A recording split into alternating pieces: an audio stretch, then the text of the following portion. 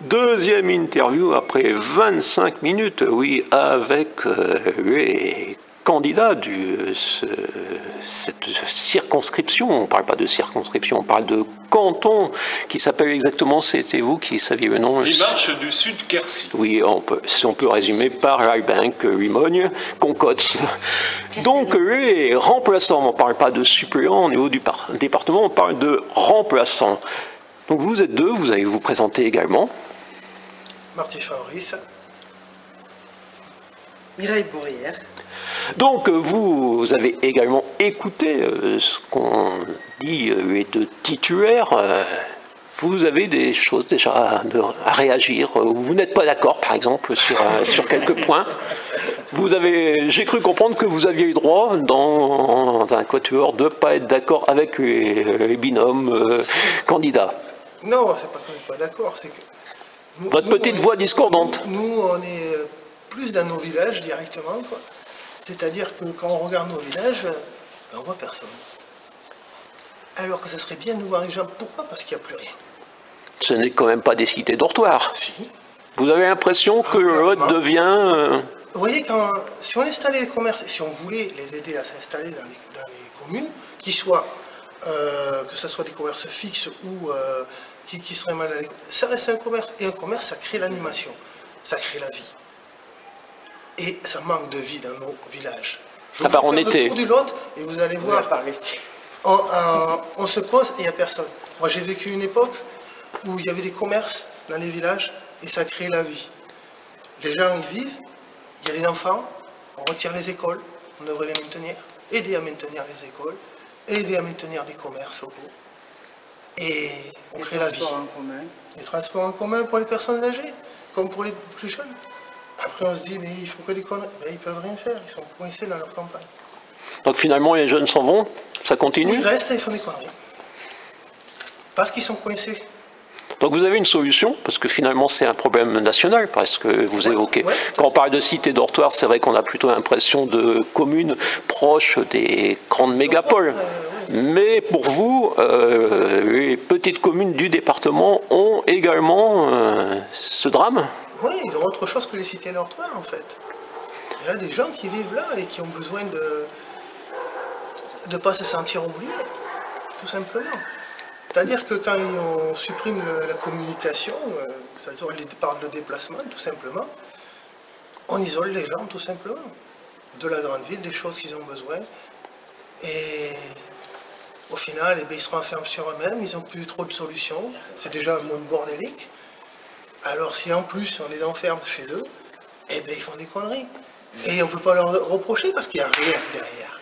Alors que s'il y avait un commerce où tu fabriques un peu de tomates que tu vas lui vendre ou des choses comme ça, mais l'agriculture, les gens, ça revit. Là, on éteint la vie, on met des vieux, tout va bien. Et les résidences secondaires? Notre département devient un département de résidences secondaires.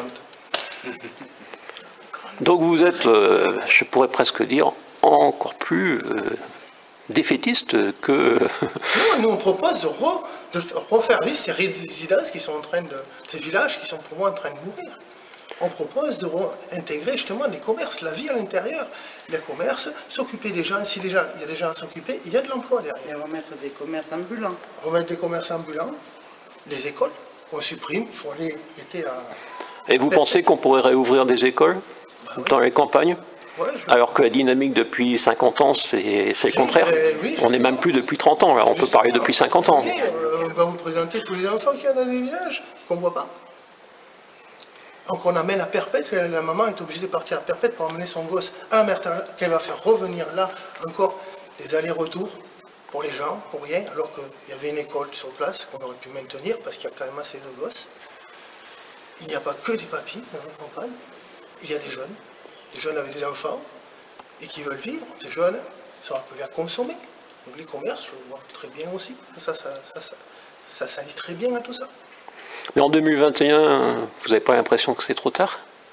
Eh bien si on ne commence pas, c'est déjà trop tard. Si on essaye de faire quelque chose, peut-être qu'il y aura quelque chose.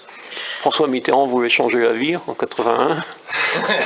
40 ans plus tard, il faudrait vraiment la changer? Et pourquoi pas essayer? François Hollande était dans le changement, c'est maintenant, et vous, donc ce serait... on le fait? On le fait. Donc, en tant que remplaçant au niveau du département, vous voyez votre rôle comment? Je pense qu'on a besoin d'être plusieurs pour exprimer des idées, tout ça.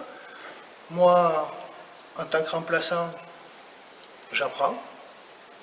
Donc c'est également pour vous deux la première candidature? Oui, Oui. Donc vous apprenez. on apprend sur le tas. Ouais.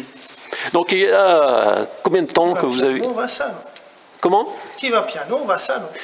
Il y a combien de temps que vous êtes décidé à être remplaçant de ce binôme Ben, ça s'est fait quand... 3 semaines à tout côté. Ouais, Oui, un mois. Moi, ouais, Allez, un on, mois. on en Oui, discutait. un mois pour ça. Jean-Michel nous en parlait, mais lui, de son côté, il voulait savoir quel était notre taux d'engagement. Et nous, on a trouvé ça très intéressant. Donc, on a dit, Donc c'est la première fois que vous vous exprimez dans un média aussi pour Ouais. défendre cette candidature. carrément. Ouais. Donc vous avez... La forêt, la plupart du temps. Donc vous avez préparé tout ça, vous avez quelques petites phrases à nous dire? Non, vous n'avez pas préparé tout ça. Je parle comme ça, et puis voilà. Donc, est-ce qu'on va parler d'autres sujets ou est-ce que vous souhaitez reprendre un peu les sujets qui ont été vus par les Non, moi, je candidats? pense que tous ces sujets, ils se collent. Les commerces, l'écologie, c'est la global, survie problème. de nos campagnes, nos forêts, que nous ont laissé les anciens, et ce serait bien qu'on fasse autant, non, qu'on les maintienne. C'est quand même l'écologie de la planète. Il y a Mais les pas- ruisseaux sont empoisonnés depuis longtemps. Ben, peut-être dans certains départements, mais je peux vous promettre que si on va faire une analyse du Lot, elle est passée empoisonnée avec ça. Nous avons perdu beaucoup. Nous n'avons pas d'usine sur le trou du thé qui rejette sur notre territoire. L'agriculture s'essouffle, donc elle rejette de moins en moins dans les... voilà, sur ce côté-là, on a de la chance. Vous pensez quand même, vous n'allez pas dire que nos ruisseaux sont propres Propre, non, mais moins pollués qu'à certains endroits, si on continue, ils finiront par être propres. par Mais rapport... quand on voit qu'on a préservé nos forêts, qu'on est encore un département très vert, quand vous allez à côté, c'est plat, coupé, une ville, encore une ville, encore. On a gardé le côté sauvage, je pense que c'est très bien. Mais où sont les écrevisses, par exemple? Dans les années 60. Venez, je vais vous en faire ramasser. Je crois que vous ne cherchez pas assez dans les campagnes pour savoir ce qu'il y a. Mais non, justement, moi, je parle des écrevisses qu'il n'y a plus à Montcuq-en-Quercy blanc. La nature a beaucoup changé dans le Lot. Elle s'est assainie, je dirais. Donc il y a des Moi, endroits je peux vous où... montrer des lièvres, des écrevisses, du poisson, comme d'autres animaux. Et je vous promets, il y en a. Vous savez, ma passion, c'est de vivre dans les bois. Et justement, mon truc, c'est de prendre les animaux en photo. Donc vous pensez qu'il y a un retour, parce que justement la disparition des écrevisses c'est quand même un fait réel dans le département, dans de nombreux ruisseaux. Donc vous pensez que depuis quelques années l'agriculture s'est assagie? J'entends depuis tout petit la disparition des écrevisses, donc je crois que c'est pas si nouveau que ça. Je crois que ça dépend du coin aussi. Ouais, tout à fait. Nous sommes Moi, je dans vous des coins promets, du Lot. pas si loin que ça, je vous montre les écrevisses. Parce que c'est lié Mais quand même à c'est l'idée qui est l'agriculture. restée, que tout disparaissait et qu'il n'y a rien de fait. En fait, si, je peux vous promettre qu'il y a des ruisseaux très propres, on voit les écrevisses, on les ramasse. Et on les mange.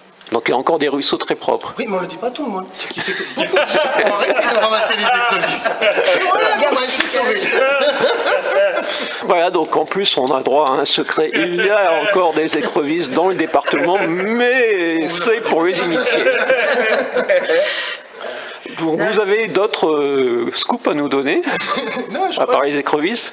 non, mais je pense que ça démontre en tout cas que on croit que tout va à l'envers. Non, je dirais que nous, moi je vous connais plein de choses dans le département qui ne vont pas si à l'envers que ça. Les forêts, si on continue à les préserver, elles s'assainissent, elles deviennent très...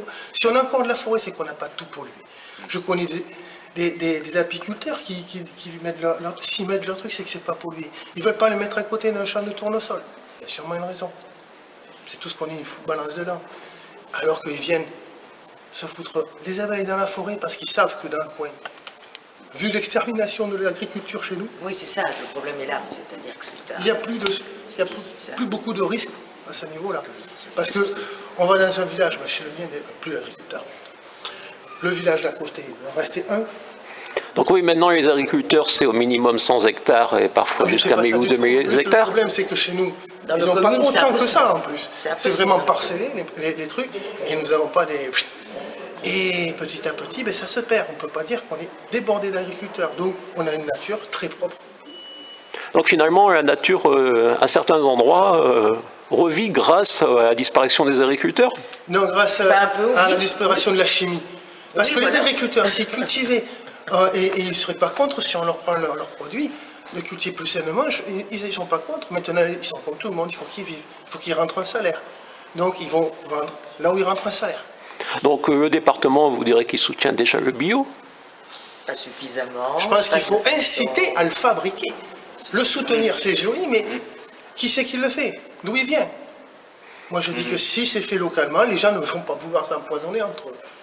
Je ne pense pas que nous ayons la capacité de nourrir la population du département avec ce que nous produisons sur place. Ce serait pourtant une Bien. priorité. Mais il faudrait peut-être rendre les terres à ceux qui ont envie de les cultiver Mais proprement. justement, si on le promotionne au niveau du département, je pense qu'il y a des candidats, hein. Il y a des gens qui sont prêts. Mais actuellement, on ne se sent pas soutenu dans nos campagnes, alors personne ne veut se lancer. Ou le mec qui continue dans sa voie et puis jusqu'à la retraite. Non, c'est plus à nous. Madame, on ne vous a pas entendu beaucoup. Je sais. Donc vous n'aimez pas les caméras, c'est ça? Donc, Moi, je peux me permettre, parce que vous avez soulevé le problème de l'agriculture et c'est très important. Le Lot ne peut pas réagir uniquement avec des critères économiques. Ça veut dire qu'il faut permettre à des jeunes qui ont envie de petites structures viables, humaines, développer, ouais. de s'installer. On ne peut pas leur répondre ton projet n'est pas viable parce que tu comprends économiquement parlant. T'as pas tant C'est d'hectares. pas possible. Aujourd'hui, les gens ne veulent plus reproduire, enfin, une bonne partie des gens ne veulent plus reproduire le système existant avec justement ces 100 hectares, des cultures intensives, etc. Nous devons penser d'autres modes de fonctionnement. Ça a existé. Revenir aux plus petits, revenir aux petites écoles, revenir aux petits bureaux de poste, revenir à l'agriculture humaine. Local. On est dans on est carrément, bien sûr, à l'inverse de ce qui se fait au niveau national. C'est- Small is Il y a eu une beautiful. époque où ça existait. Small is beautiful. Oui, small is beautiful. Mais il y a eu une Ça époque m'arrange. où ça a carrément fait tourner toute la France, ce genre d'agriculture, de petite agriculture. Il y a eu une époque qui nourrissait la France entière. Parce que ces petites agricultures, moi je les ai connues, jeunes, mais je les ai connues, et ça faisait tourner tout le monde, tous les villages, et tous les villages de France. Et on nourrissait toute la France. Donc, on comme- a décidé qu'un jour, la chimie rentrerait, qu'on ferait des hectares, et que c'est comme ça qu'on ferait de l'argent, et que l'agriculture se ferait. Donc Et comme la vous preuve, connaissez bien. maintenant, ça ne marche pas, parce qu'on va même la chercher à l'étranger. Alors que s'il y a plein de petits producteurs locaux, il y a tout, dans chaque département. Et ça tourne très bien. Donc, Ça a comme vous marché. connaissez bien l'agriculture, je vais vous poser une question. Pourquoi notre département ne produit pas plus de figues? Il faut savoir qu'en France, on importe 4/5 de notre consommation de figues. Eh bien, je Et vous que donne notre raison. département, qui est chez les particuliers, presque tout le monde a un figuier chez lui, et pourtant l'agriculture préfère le tournesol et le blé. Alors expliquez-moi pourquoi nos agriculteurs ne Les contrôles- cultivent pas des figues, peut-être parce que ça les ne se contrôles boissonne de la pas. pétrochimie, voilà, tout simplement. Vous faites du tournesol, on vous les prend. Vous avez la capelle qui est là, qui vous fait les contrats, vous les prenez. C'est même plus votre champ. On vient vérifier que vous avez fait comme il faut. Ils ne sont pas indépendants, ils sont liés, esclaves de contrat. Alors que si vous, comme vous dites, les figues par exemple, si on valorisait, c'est au moins si le département le valorisait par exemple, disons, on valorisait le ramassage des figues, même indépendant de l'agriculture, c'est-à-dire un particulier qui en a assez, et on payerait le ramassage. Je suis sûr qu'au bout d'un certain temps, il y aurait même des gens qui se mettraient à planter des figuiers pour fournir. Mais on ne le valorise pas. On n'en parle même pas. Voilà, donc on termine l'interview par les figues, qui est un sujet que je relance régulièrement, mais qui n'avance pas non plus depuis des années. Donc je vous remercie, et donc je vous souhaite de rencontrer les électrices et les électeurs, et peut-être on se retrouvera quand vous serez au département, puisque vous ferez partie des élus qui accepteront de me répondre, bien que vous avez eu un point commun avec monsieur Serge Régal, c'est-à-dire quand monsieur Régal est arrivé à Montcuq-en-Quercy-Blanc, les cloches s'étaient mises à sonner, et pour vous aussi, vous avez eu droit aux cloches qui ont sonné. Peut-être c'est une bonne nouvelle pour vous, vous allez peut-être suivre le destin de monsieur Régal. Cœur télé avec les départementales 2021. Marisa Guibard, Concous. Jean-Michel Vigneault, Concosse.